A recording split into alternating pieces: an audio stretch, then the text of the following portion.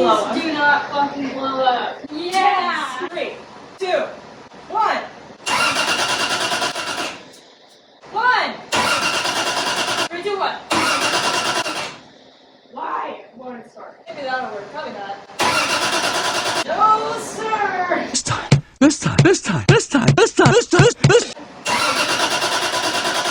I don't think that I'm gonna be able to do this. 3, 2, 1. I don't think it's gonna start. 3, 2, 1. I'm calling someone else that fucking knows what they're doing. Because clearly I don't. So I had a tuner make a map for me. Because I'm not a fucking tuner, nor do I want to be. So, it should really start this time. I'm not gonna get my hopes up, but just in case the light's on fire, Kyler's got a fire extinguisher. Ignition's on. It's going, fuel pump's going. Air pressure at the rail. 3, 2, 1!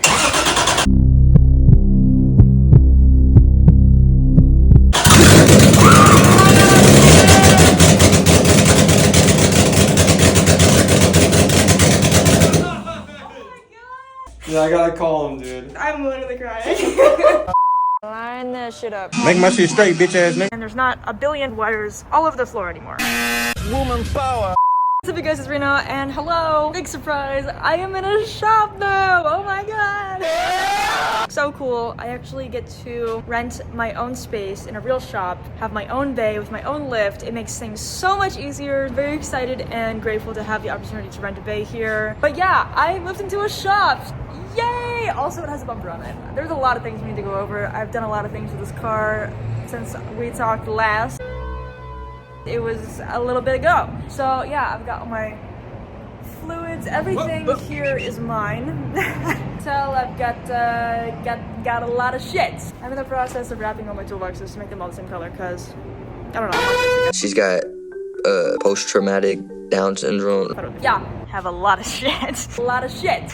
A lot of shit. But I was opening this so I could show you. First of all, the drawers look like a mess in this. This right here. This right here? Actual dog shits. I'm gonna show you why I ripped all this out. Look here, you see not a lot of wiring, right? Not a lot of wiring going on, yeah? Wrong. I have all of my wiring done. It's so nice and tucked up. Look at that. So essentially I took out all of the wires from the engine bay for every sensor that I had pinned and everything. I depinned them. I went ahead and I made this beautiful, amazing looking harness. Half of it looks amazing, half of it looks kind of meh. And it looks beautiful and it's nice and organized and there's not a billion trillion wires all over the floor anymore. Well, no, there is, but yeah. So this is how it currently sits. I went ahead and I just kind of tossed in my CAN keypad. It gets power and everything. I go ahead and I flip this. CAN keypad comes on. Oh, also, yeah, I threw the dash back in there loosely. It's not bolted in or anything, but it's enough for me to set my CAN keypad right there to keep it up. And my UC-10. Literally all I did so far was I just threw a meme in there because, you know, why not? But yeah, my ignition switch, everything works. It does start when it's all connected, of course. As of right now, I'm still messing with it and I'm messing with the fueling and we'll get there. You'll see here, I have two little control units. So you guys already knew I had the R5. Well, meet the... Grab his dick and twist it! Hello? Oh my god. It's not, I swear it bends. There we go. So you guys already knew I had the R5. Here is the new PD16, however. I ran out of my 25 amp high current outputs on this. You can see right there, it even shows you I only have 4 25 amp capable wires that perform up to 25 amps of current and draw that can go through them kind of thing safely. With the R5, yeah, I only had 4 of them. So I had to get a PD16 because I wanted 4 more because I used one of them, one of the 25 amp HCOs. I went ahead and I ran to power, which is actually now with my new beautiful harness that I've crafted for myself. One of them runs from power to the ignition coils, ding ding, and then the injectors, ding ding. I don't have the injector harnesses made right now, but I will here shortly. I'm stuck. Why am I stuck? Okay. Which is where these bad boys come in, and I should be finishing this by the end of the day, because when I drop the motor out, all I have to do is unplug my Deutsch connectors for my ignition coil harness, my power, and my signals to my injectors, and I can leave it all in there. It's gonna be absolutely phenomenal. It's gonna be a time saver. It's gonna be a lifesaver. It's gonna be phenomenal. Super great. I said phenomenal twice. Fuck me. You'll notice this coil right here is missing the Haltech sticker. All the other ones have it, except for this one. That is because I forgot his name. What's his name? What's his name? Well, I'll put his ad on the screen right here. But I had a wonderful man reach out from Haltech. I made a video. I was just fucking around, you know, but about how one of my coil stickers is backwards. Put like a little, one of the stickers is backwards. Again, big shout out to him. Thank you so much, Mr. Man. And he also sent me a whole bunch of new stickers. Also, I'd have to take off the manifold to show you, but the injectors like don't all the way line up on some of them. You can see it's a little crooked. It's just a little crooked. The injector is kind of like, and the manifold's like, I don't really like how it's seating. I'm worried about spray pattern when it comes to my higher horsepower tune, but honestly, we will get there when we get there. Also, I got rid of my injector spacers. Yeah. So these were my injector spacers because I was running the incorrect rail for that manifold. However, now that I'm not running spacers, I also ran into another issue. Times more.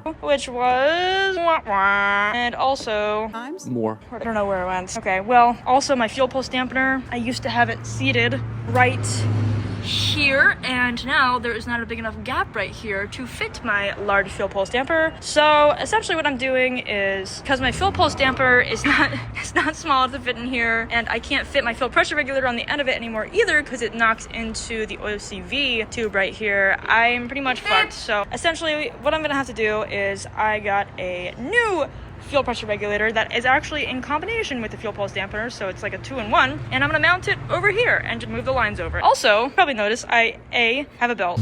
Well, obviously right now, how would it run without a belt? I also have a 20 AN right here that goes to my radiator over right here. So that 20 AN goes right here. Then I have a 16 that goes out to my little swirl pot that I made from scratch. So it's not the best swirl pot in the world, but you know what? It works. Tested it with some water, and that's good enough for me. I grinded off some of the welds because this is my first time really welding aluminum and it looks like shit.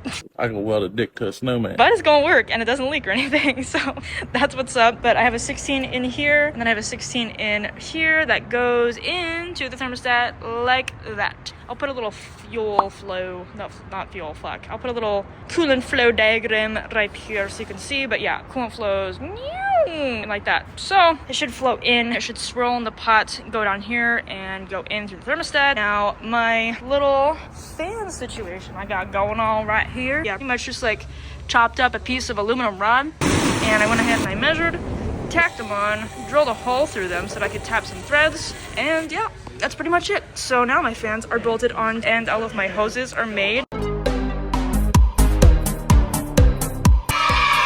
My little AN hoses for my swirl pot. So now I have a fill point for my system, which is great because this wonderful triple pass dual core CSF radiator did not come with a nice little fill point for us. So now I have a fill point to fill my cooling system. And why is this on the ground, you ask? Okay, well, I'm gonna show you. 2,000 years later. Essentially, what was going on was, you can see, I pulled the trans again. I actually had some help from Twan. That's Twan. Thank you, Twan. But yeah, no, the fucking release bearing clutch fork. You can see the retainer clip is right there, and this entire fucking thing popped off. It was wiggling around in there. Anyways, I was trying to bleed the safe cylinder, and yeah, pretty much it just pushed the entire fucking fork out of the trans, pushed it, it just knocked it right off. A little retaining clip fell to the bottom of the bile housing. I heard that, I was like, ooh, something's not right here. So currently, my $2,000 clutch didn't tell me, hey, need a hydro release bearing. And also, apparently this clutch is just like not built for this swap. Apparently you can't use a different adapter plate. You're supposed to like fucking chop the bell housing or some bullshit. I don't know. It wasn't made that clear in the listing description. So now I'm just kind of fucked and I have a $2,000 clutch that I can't do anything with. And so I was to cut the bell housing of the trans. And quite frankly, I don't know. I'm studying my options right now. It's like get a hydro release bearing and chop the fucking bell housing of the trans and like get the actual full serial 9 kit and ditch my adapter plate, or run the original clutch and flywheel that came with the transmission from my buddy that was running it. So I could potentially just run this little action. I think it's like a 6-puck. It holds up to like 500 horsepower, I think. Clutch kit. Yeah. Okay, you know what? It's heavy. I'm not gonna pick it up right now. Oh wow, that's really fucking nasty. Hell yeah. This is why we were black, you know? But essentially, I was thinking I could just throw these on there, throw it together so I can drive it around. Really need these wheels to move. Now, I bought more coilovers, and this is a whole separate thing. There's a mosquito. There's a lot of mosquitoes here. Yeah, I got new coils, and apparently these were for the stock shafts. You're supposed to like transfer over some of the stock hardware, which I don't have because I only have my coilovers. I don't have the stock suspension anymore, so it is what it is. I gotta get some little special washers and bullshit from this to fuck with this later. But now, I made these transmission mounts. This bolts in, these bolts to the car. I'm gonna have to, this is not the finished product, by the way. I know it looks very thin. It's just a sheet of stainless, and yeah, it's warped a little bit. You know what? Go fuck yourself. I'm gonna reinforce it. I'm gonna guss it here, here, and then also here and here. I'm gonna reinforce it. I'm also gonna double up this plate, and I'm gonna change the mounting points. So I'm gonna have a bolt in here and here, and I will go ahead and drill holes, threads, and everything into the car so that I can have a better transmission mount. I do have a drive shaft for this made. It does fit. It does work. This is the second rendition of this, mind you, because the first one was off on the length. That's pretty average. And the second one was off because the actual, I guess it was off in the first one too, but I just didn't get to that point to even try to mount it up because it was too long. But it was a different flange on there. It was like a completely like different flange. It was the incorrect flange. It was really off too. Like it was really considerably off. But you know what? I got an angle kit for it. So this is actually a brand new, I think it's PBM. So this is a brand new PBM Mantis angle kit for the FRS. So I have this to put on. Yippee! Woohoo! It'll be sick because we can get some angle for the drift car. Anyways, yeah, I gotta put this on the car. I end up just throwing that on for the time being. My giant, enormous Plazmaman W2A Intercooler. This, in comparison, this is my hand. Maybe it's making my hand look big. I don't know. Get the measuring tape. So this fucker is over a foot long. Just the actual intercooler fans and everything inside of there is like over a foot long. Not to mention, we got like 5 inches. That's pretty average. On each side for the tanks, the end tanks on this. And then it's a solid like 8 inches. So it's pretty thick. This is a really big boy. This is meant for 2,000 horsepower. I still have to get like a heat exchanger, like a secondary radiator kind of thing for this run through, but I don't know. I'm contemplating just with my manifold, like how I told you earlier, like how the spaces are off. I'm contemplating just like selling the manifold, getting a integrated intercooler for water to air into the intake manifold. This shit's hard. So for the remainder of today, I'm gonna go ahead and I am going to be finishing up the injector. My brain is fried. Harness. There we go. Wow, that took me a long time. Holy shit. My brain cells are just not cooperating today. That's my brain right now. So I gotta finish the injector harness today. I finished the ignition coil harness. Now it's time for the injectors. Ooh! Okay, so I know it's a different day. I know. I'm sorry. It's a new day. So now I'm gonna go into how I'm making the injector harness for this. Again, it's very simple. Stop the cap. So essentially here is all of the wire that I cut off from the harness when I made the other one. So I knew I had extra, I kept it, and I took down all of the info for which wire is actually programmed for which signal, for which injector, and I noted down everything and made a little pinout, if you will. It's really not a pinout, it's got 2 fucking pins, but it's still a pinout. It's just a small one. It's pretty average. That's what she said. We're gonna go ahead and start making power and signal this bitch. I have 6 powers that I spliced right here. And then I have 6 of my signals that used to be going directly to the injectors. And yeah, I chopped all the bitches off because it was messy and ugly and I didn't fuck with it. So I'm gonna go ahead and start sizing these up. Got some 20 gauge TXL red wire here indicating for power. And I believe this is also 20 gauge and it's TXL. This is the wire that came with my unterminated flying lead harness that I bought with my R5 so that I could make all my sensors and shit. I'm gonna start off by looking here. So I had cylinder 1 as being the furthest to the front. So cylinder 1 or injector 1 or whatever the fuck, it doesn't really matter. 1 is 1. So the first one is blue. So I have a solid blue wire here. Obviously I'm going to need to chop it. Well, you know what? Let me just detwist all of these and I'll be back. A few moments later. I have a solid blue wire right here, no striping, no nothing. And then I have all my other wires that have striping and all the other bullshit on them. So I'm gonna go ahead and size up this one. Okay, so this is gonna go here. I wanna make this really tucked and nice looking. So I wanna get this as close as it's gonna be black and so that it fits nice and tight Very nice. Nice and tight. Now I got my strippers, my hose, my bitches right here, and I'm going to strip this off just enough. Probably like, I don't know, what is that? I don't know how to measure in freedom units, but it's a little bit. Just un poco.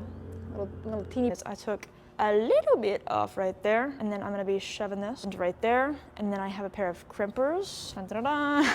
And pretty much all you do, you can see that little hole right there. Oh my god, teeny tiny. Can you see that? Ding, right there. It's pretty average. The seal goes on before anything else, so it will essentially look like this. You can see there's a piece of copper in there. Yeah, so that's how I know I stripped out enough of it, so we should be okay to put it in right there. This is specifically for barrel terminals for 2022 gauge, and this wire is 20 gauge, so we know obviously it fits. And here's the little contact pin that goes into the female pin. Take this, and you just squeeze it down. And I always check all of my crimps to make sure. I try to yank on them as hard as I can, just so I can make sure that I have a really good secure connection. And it looks like it was crimped nice and evenly all the way around, so we know we're chilling. We need the bitches, and these are the bitches. I'll show you the difference. So, this is the male, this is the bitches. Goes like this. When the DTM connector that I have right there, it's got a whole bunch of male ones. Now, gotta get my fat ass up again. Shut your fat ass up. Lovely. All this time elapsed, and we have one proper terminal connector. Did you know, fun fact, this is so off topic. Did you know that if every single mosquito was to die on this planet, first of all, there would be a lot less malaria. The main thing is that it would not drastically, or actually even really at all, affect our entire ecosystem, the food chain. Because everything else that eats mosquitoes eats other shit too. And then Bill Gates is over here like genetically modifying these fuckers so that they can't spread malaria. Why not just kill them all? Why not just kill them all? I don't get this. Bill. Anyways, also chopped all the rest of the wires here. If I can get these organized properly. See, I crimped a couple terminals on, and then I was like, maybe I should record this. But now this is the order that they were in before. So this is what I'm playing with over here. These are all cut to size, so from the shortest to the longest, that is how the harness is gonna be. I have them like this because it just makes it easier for my brain to be like, oh yeah, this is for this one. I'm gonna get to stripping the rest of these hose. There we fucking go. There we go. Holy shit! I will be putting these into the DM connectors and putting some heat shrink on it and putting some of this on it and making it look nice. Now that I have gruesomely pinned everything onto these wires, I'm gonna start with the signals. So I'm gonna go ahead and grab first one, which is the full blue. So I'll show you, there are little numbers. Type shit. So you can see there's little numbers right here, 1, 2, 3, 4, 5, 6. So because I put it to 1 before on my little diagram is 1, so I pinned it to 1 over there for the receiver connector. Therefore, on the connector right here, I'm gonna push it into spot 1, which is gonna be right here. So I'm simply just gonna shove that bitch in there. I'm just gonna push her through just like that. Start to come through on the other side of the connector. How it clicked open? Boom. You probably didn't hear that because it's kind of loud in here now, but it clicked into place. So if I yank on it, it's not coming out. It's fully seated. So now I'm gonna go ahead and just match up all of the other ones like I wrote on the board for each wire to what. You heard that, right? Yeah, you heard that one, all right. Science rules. I'm gonna get a closer look. This is called the cheese. I call it the cheese. Probably a retaining clip, I don't know what it's called, but it's going in here and it keeps the terminals where they're supposed to be so that it lines up perfectly when you have the male ones with the other connector stab in. This is now fully pinned and complete. However, it looks like dog shit. Also really fast, I guess I'll pin these two. These, it doesn't really matter because all the powers are powers, so it doesn't really matter the orientation or necessarily how I pin them. They're all the same color, they're all doing the same thing. I'm just gonna go ahead and pin them same thing except for a different end, so we're just gonna push it through. Okay, but then it gets stuck sometimes. So what I do to make it easier is I'll just grab it and you can just pull the pins through like that. Now we have both our injector power and our injector signal DTM connectors. Yeah, and now that I have them taped up, it looks questionable, but you know what? It's fine. It's gonna work. I'm gonna go ahead and fish this nylon that I went ahead and I measured. So I'm gonna go ahead and push it over, fish it all the way down, all the way over. All of my little shitty painter's tape that I put on there help with the snag. See how much easier it is? Look at how easy this is. Why would you not do this? It takes like a few more seconds and it saves you a lot more. One of these real quick. Line this shit up. Make my shit straight, bitch ass nigga. And then, heat shrink that bitch. You want to be careful with your torch. If you're using a torch to do this instead of a heat gun, which you shouldn't be because it's the more dangerous way to do this, just be aware that you can and will burn the nylon like that. Easy rookie mistake to make.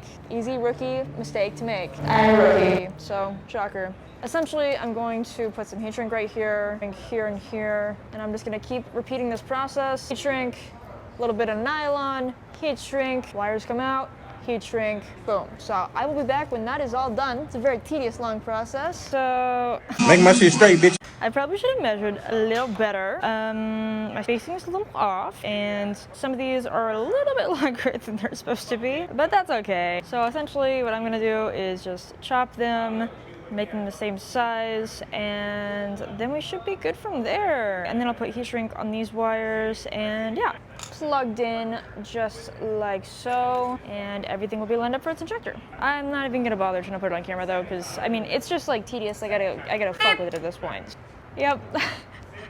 That is it for this week's video. Thank you for tuning in. Thank you for coming to check and see what is going on. If you made it this far, hit the thumbs up button if you are a extremely sexy, funny individual. And I will see you guys in the next one, where I'm gonna try to figure out how to make the back wheels spin again. That would be nice. And put the clutch in and get the new connectors pinned in. It's just never ending. It's a never ending thing. All right, I'll see you guys next time. Bye.